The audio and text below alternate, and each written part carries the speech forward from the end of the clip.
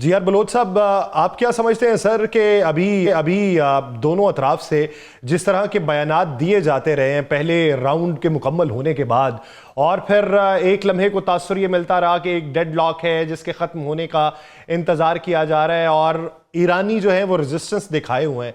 बुनियादी तौर पे ईरानियों की जानिब से एतराज़ात आयद करना और दूसरे राउंड के अंदर शिरकत करने के हवाले से ये कहना कि दबाव के अंदर मुज़ाकरात नहीं होंगे, उसकी बुनियादी वजह क्या दिखाई देती है?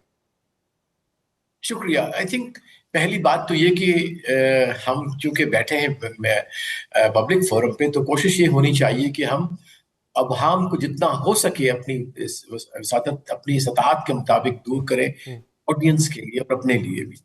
तो मेरे ख्याल मीडिया को थोड़ा सा हटा देते हैं।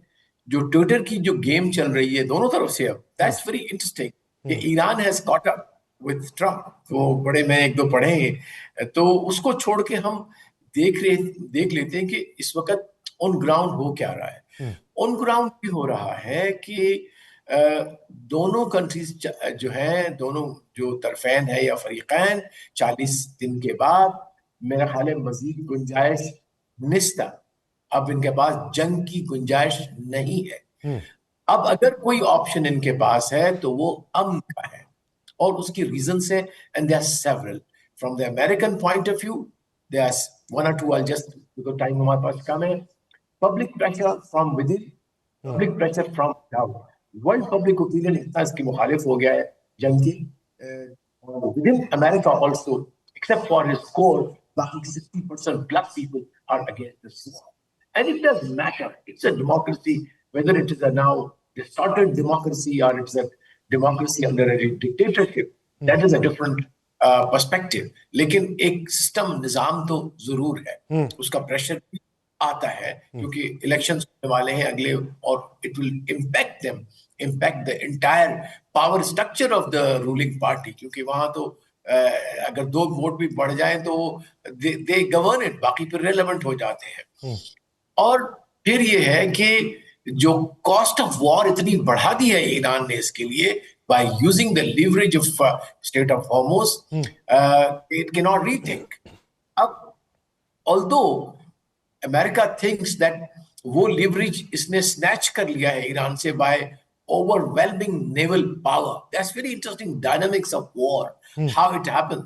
They weren't aware before the war that Strait of Hormuz could become a leverage of war as well as for the peace negotiations. But I think it has become for both. Interestingly, दोनों ही उसी तलवार को पकड़े हुए हैं। अब देखिए किस तरह से होता है, क्या कौन पहले वार करता है, यानी this I'm just saying metaphorically. So वो एक इशू है। ईरान का जहां तक ताल्लुक है, उनका तो इतना सारा नुकसान हो चुका है, इतनी जाने शहादतें, और उनका एक command structure, although they were able to function because of the decentralised structure they had as a fall back, which is amazing and very impressive.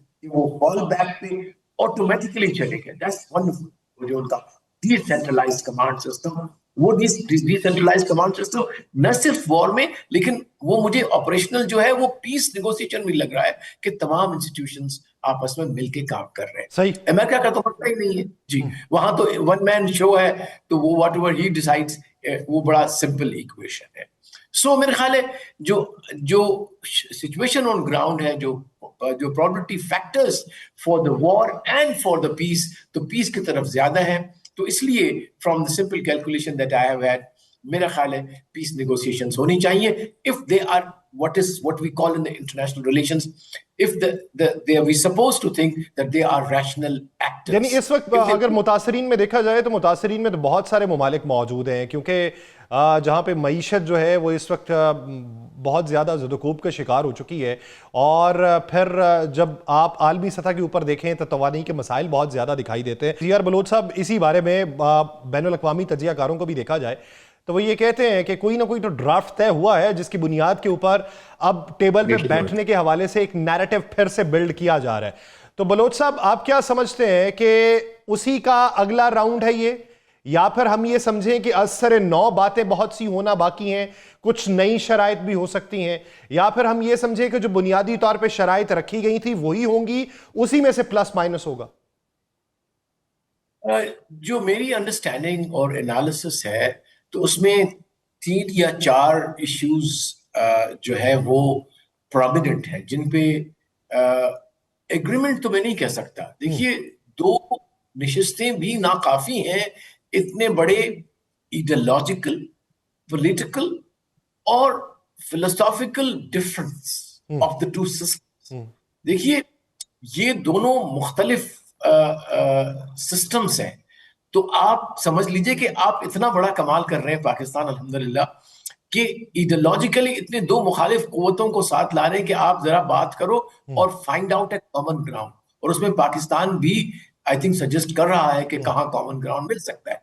तो मैं जस्ट फॉर द अंडरस्टैंडिंग सेक अपने और आपके और अपने ऑडियंस के लिए, कि 4 जो है इश्यूज हैं जिनके ऊपर मेरा ख्याल है फ्रेमवर्क बनेगा, एग्रीड फ्रेमवर्क, जी हाँ ये है इश्यूज, इन पे ये फ्रेमवर्क है और इसके अंदर अब मजीद बातें होनी चाहिए। Number 1, the usages, a framework for the use of strait of Hormuz. It is a must.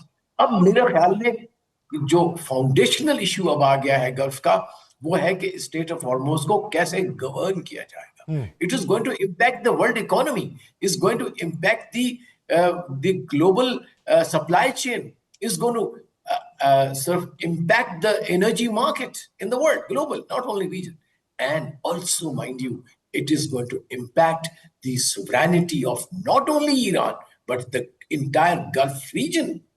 And also, the एक बहुत बड़ा पावर जो चाइना है, उसकी डिपेंडेंस जिस तरह जीसी ईरान के ऊपर, जीसीसी एंड ईरान के ऊपर है, उसके डिटरमिन होगा। क्योंकि देखिए, इफ वाकई खुदा ना खास्ता मजीद और जंग चलती है, ये जो है वो बैरिकेड रहता है, ईरान अपना इन्फोर्स करता है, अमेरिका अपना करता है, तो जाहिर डिसरप्शन तो होगी। ठीक है, वो अपने दोनों से बात करके वो अपने 1-2 जहाज तो निकाल के ले गया China, but can't be done ever. So उसका बहुत बड़ा स्टेक है, he is a stakeholder, China is a stakeholder in this.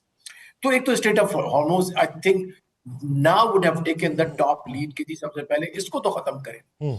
उसके बाद मेरे ख्याल है जो ऑलमोस्ट सेटल्ड इशू है, वो है यूरेनियम इनरिचमेंट का, जो आसान है, सबसे आसान है।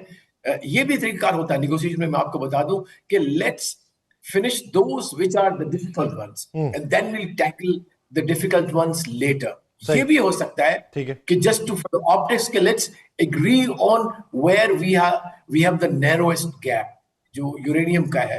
ईरान कह चुका है कि जी हम एनपीटी के मेंबर है और ऑलरेडी 3.6 पे आ गए हैं, 3.4 पे, plus they had even agreed with Oman कि हम इसको जो हमारा ऑलरेडी इनरिच्ड है 440 किलोग्राम, उसको हम रिवर्स इंजीनियर करके डिप्लीट कर देंगे। सो वो इतना बड़ा मसला। और फिर ये कि उसको बेचना आसान है अपने पब्लिक के लिए, उनको कि जी हमें तो अपने रहनुमा ने कहा हुआ है कि न्यूक्लियर वेपन नहीं चाहिए, तो हमें सिविल के लिए ये चाहिए। फिर Lebanon, south Lebanon is very very important कि वो कैसा होगा। चौथा जो लिखा नहीं गया लेकिन हैज टू बी टैकल, मैं हमेशा कहता हूं कहना चाहिए, वो है अनप्रेडिक्टेबिलिटी ऑफ इजराइल। वो कौन देगा हमें गारंटी कि इजराइल फिर 6 माह के बाद, फिर जब इलेक्शन करीब आएंगे या इसकी इंडाइटमेंट करीब आएगी, वो फिर अटैक करेगा ईरान के ऊपर। यानी ये 4 निकात जो आपने इस वक्त रखे हैं, यही बुनियादी इस वक्त निकात है और इसके ऊपर ही गौर खोज होना है। बलोच साहब, एक क्लोजिंग स्टेटमेंट आपकी चाहिए सर, कि अगर फर्ज कर लें कि ईरान के ऊपर से सैंक्शंस का खात्मा होता है, तो वो सैंक्शंस के खात्मे के लिए तो कांग्रेस से मंजूरी लेना पड़ेगी, तो ट्रंप उसमें किस हद तक कामयाब होंगे? और बतदरीज अगर ये सैंक्शंस का खात्मा होता है तो इसको कितने साल लग जाएंगे? देखिए, सैंक्शंस तो खत्म हो जाएंगे, और इसलिए कि उसकी पूरी सेनेट में भी है और कांग्रेस में भी उसकी है, अगर वो फैसला करते हैं। और ये भी वो एक आसान जो इश्यू है जिसपे बात हो सकती है, जिससे, बल्कि इसको मैं कहता हूँ एक बड़ा सॉलिड कॉन्फिडेंस बिल्डिंग मेजर है। तो I think confidence building measures के लिए ये करना बड़ा जरूरी होगा। साउथ लेबनान पे आसानी से कर सकते हैं। और एक चीज जो हम जिसको लाजमी डिस्कस करना चाहिए वो है मिसाइल जो ईरान के, उस पर बातचीत होगी कि क्या रेंज हो और कहां तक ईरान जा सकते हैं और क्या पाबंदियां वो एक्सेप्ट करेंगे या कतई। यानी मिसाइल की जो रेंज है, जिस हवाले से पहले सवालात उठाए गए थे और इसराइल ने भी उसके ऊपर एतराज़ उठाया था, तो सवाल ये बनता है कि उसके ऊपर क्या निगोसिएशन होती है और बिलखुसूस ये कि इसराइल की गारंटी कौन देगा।